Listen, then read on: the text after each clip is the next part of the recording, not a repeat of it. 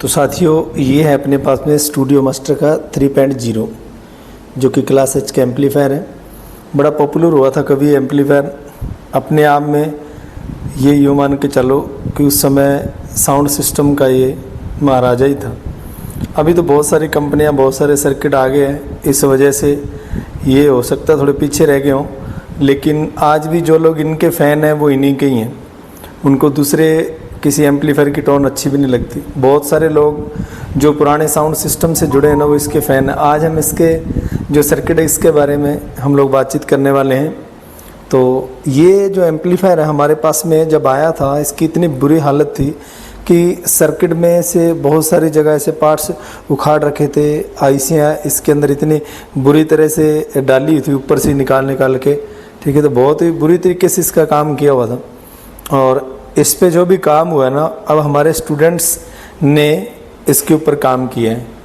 क्योंकि हमारे यहाँ पे जब ट्रेनिंग में हम पहले थ्योरिकल प्रोसेस कंप्लीट करवाते हैं, उसके बाद में जो स्टूडेंट हैं उनको एम्पलीफायर देते हैं। जब तक और उस स्टूडेंट को एम्पलीफायर दिया जाता है जो वाकई उस एम्पलीफायर के काबिल हो। जिसके अंदर काबिलियत नहीं होती उसको हम जल्दी से एम्पलीफायर तक नहीं देते, क्योंकि किसी का एम्पलीफायर कॉस्टली एम्पलीफायर हो, कुछ ज़्यादा दिक्कत कर दे ना, तो मतलब ऐसा काम नहीं करते। तो उसको पहले एकदम परफेक्ट वहाँ तक पहुँचने के बाद में ही ये सब किया जाता है।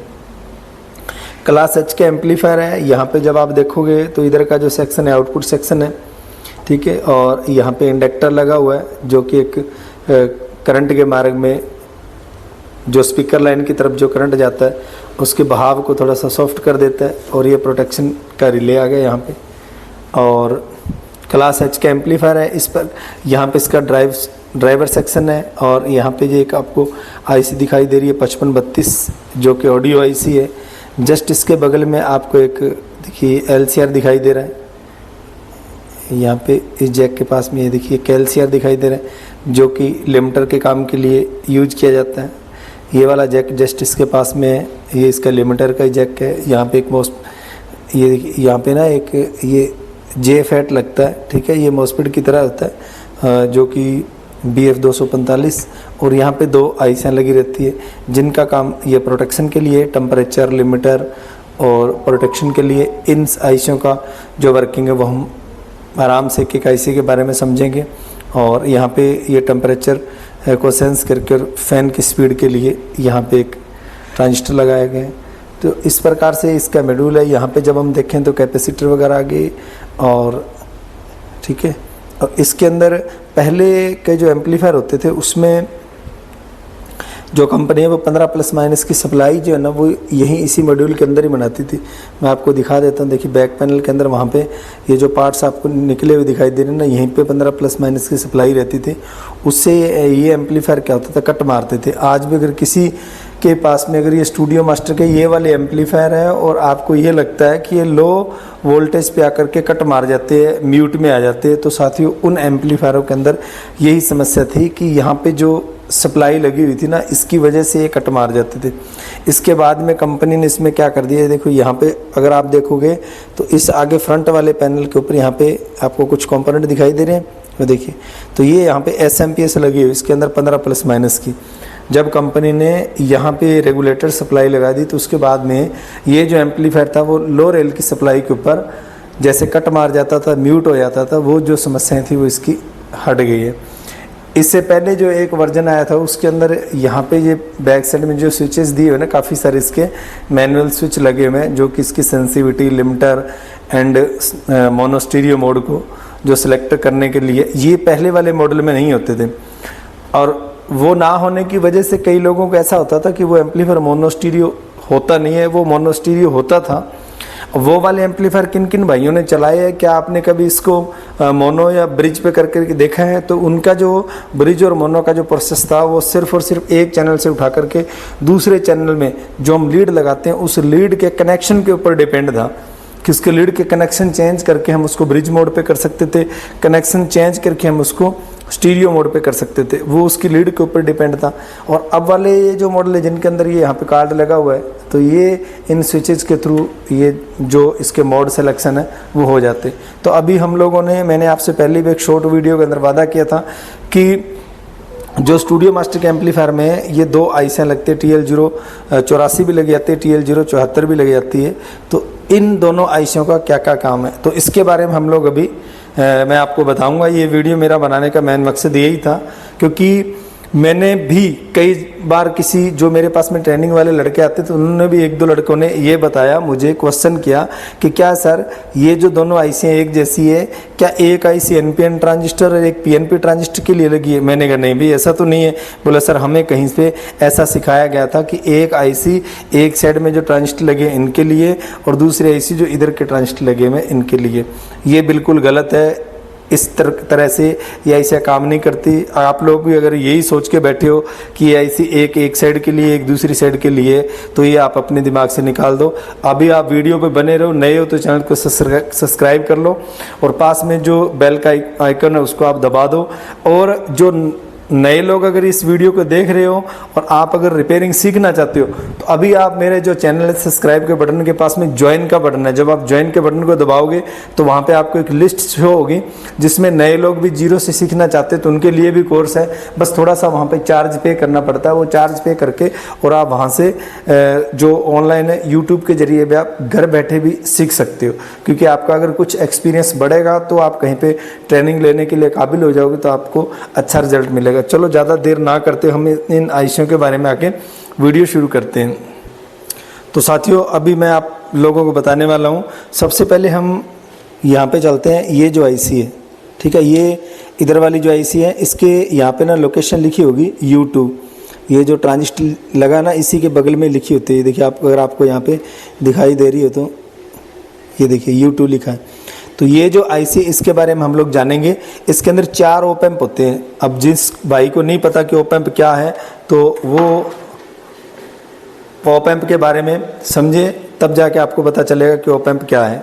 ठीक है, ऑपरेशनल एम्पलीफायर होता है एक आईसी के अंदर। इसके अंदर 4 ऑप एम्प है।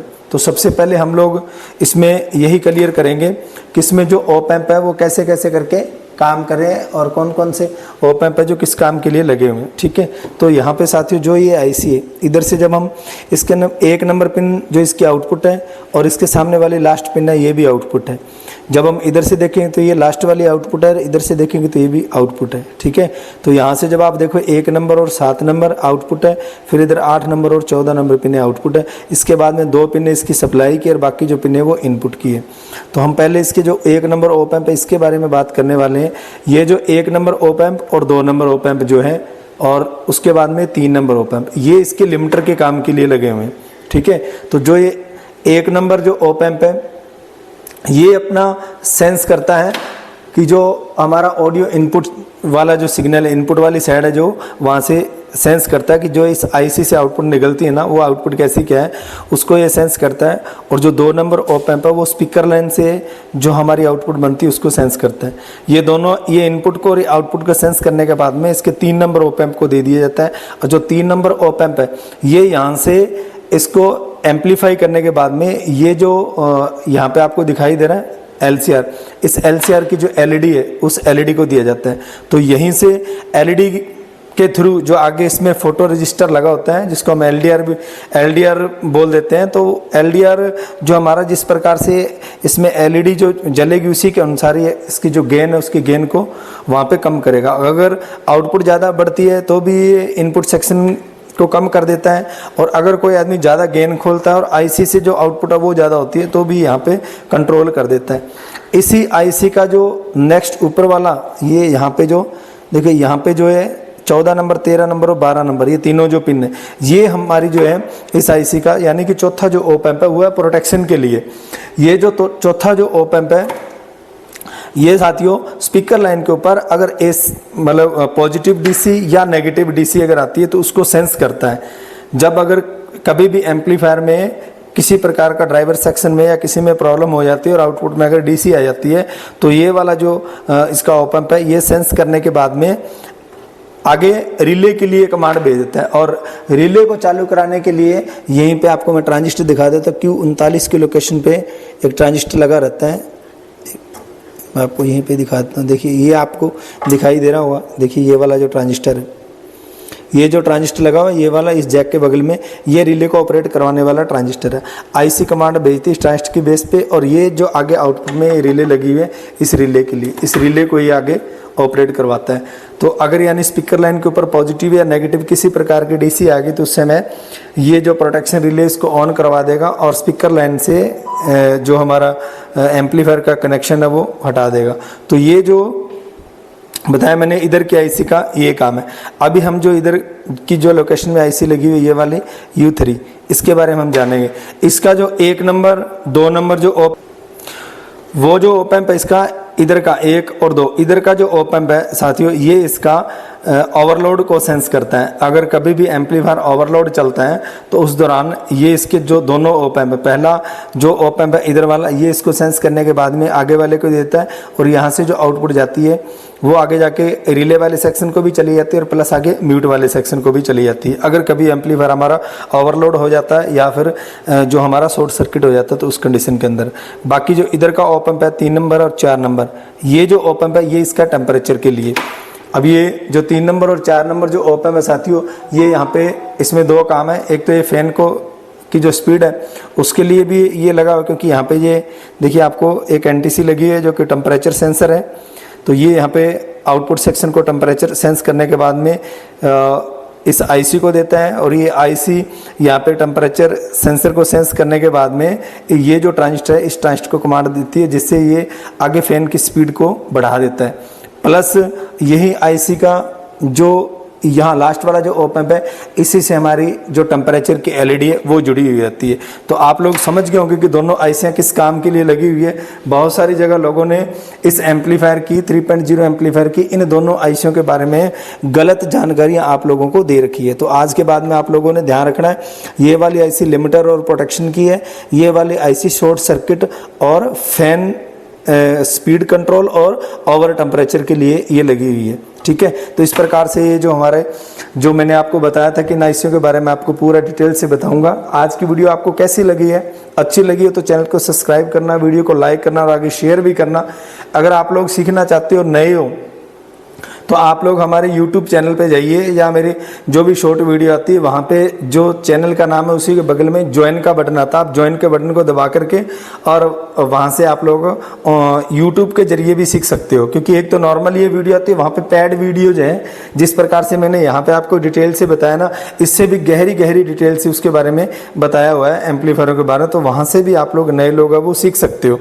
और जो लोग एम्पलीफायर के बारे में एक्सपीरियंस है, अगर आपको कोई ऐसा संस्थान या ऐसी जगह ऐसी शॉप मिलती है कि जो आपको कुछ 2, 4, 6 महीने के लिए एम्पलीफायर के ऊपर प्रैक्टिकली काम करवा दे और जिनसे आपका हाथ चलने लग जाए, ऐसी कंडीशन में होने के बाद में साथियों आप लोग हमसे ट्रेनिंग ले सकते हो। आप लोगों ने पहले कहाँ से ट्रेनिंग ले रखी है, आप लोग पहले वहाँ से क्या सीखे हो, नहीं सीखे, उसके बाद में भी अगर आप लोगों को कोई दिक्कतें आती है, देखो सीखना अच्छी बात है, आप कहाँ से सीखे हो, कितना सीखे हो, उस चीज़ का आप ज़िंदगी पर रोना मत रोइए। अगर आपको कभी भी आवश्यकता पड़ती है भी हमें और सीखना है, तो आप कहाँ से सीखे हो, कहाँ से नहीं सीखे, उन चीज़ों का हमारे संस्थान को कोई मतलब नहीं रहता। आप लोगों ने और सीखना है तो आप लोग हमसे संपर्क कर सकते हो। ठीक है, आप लोगों को और भी बेस्ट तरीके से सिखाने का प्रयास किया जाएगा, कामयाब करने की कोशिश की जाएगी। और इसके साथ साथ में जो लोग एम्पलीफायर की रिपेयरिंग करते हैं और हमसे जो ट्रेनिंग लेकर के जाते हैं साथियों, उनको सिर्फ रिपेयरिंग ही नहीं सिखाया जाता, बल्कि आगे चल के उनकी काबिलियत के अनुसार किसी ना किसी कंपनी का सर्विस सेंटर भी दिलाया जाता है। जैसे कि हाल ही में आपको पता है पिछले साल हमारी पूरी टीम को ATI प्रो कंपनी ने सर्विस सेंटर प्रोवाइड करवाए हैं, वो भी ऑथोराइजेशन।